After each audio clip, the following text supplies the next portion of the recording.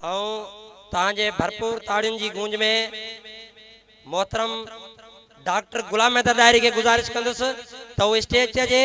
तव्हांजे हथड़नि में गुलाब डॉक्टर गुलाम हैदर डायरी।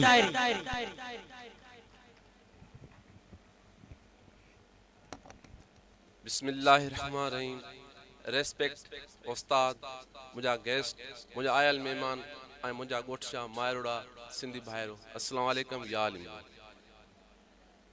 बिटाए जे इन खोट का शुरात कयूं था। हकीकत हिन हाल जी जे ज़हर कयां ज़री, हकीकत हिन हाल जी जे ज़हर कयां ज़री। लगे माठ मिरन खे डूंगर पन डरी, वण बन बरी ओभर उभे कीन कीन। साथियों, जिताई अज साईं मोहम्मद बचल, साईं मुरीद लिगारी ऐं शहबाज ऐं सभिनी दोस्तनि जी अज मेहरान अकीद जी ऑर्गेनाइजेशन जो प्रोग्राम जो कयो। हकीकत मुख्तसर ही आहे, टाइम थोड़ो आहे। एडी असांखे खुशी थी आहे त हिन इलाइक़े जे हर माण्हू कॉम्प्लेक्स ऐं डिप्रेशन जे शिकार में आहे।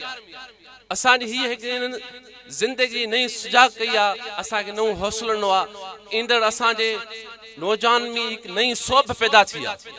यकीनन असांखे एडी खुशी थी आहे त असांजे हिन नौजवान हिकु नओं रक्स पैदा कयो आहे। ईंदड़ असांजे नंढड़े मासूमनि गुलाब जे गुलनि में हिकु नई परखात पोखी आहे।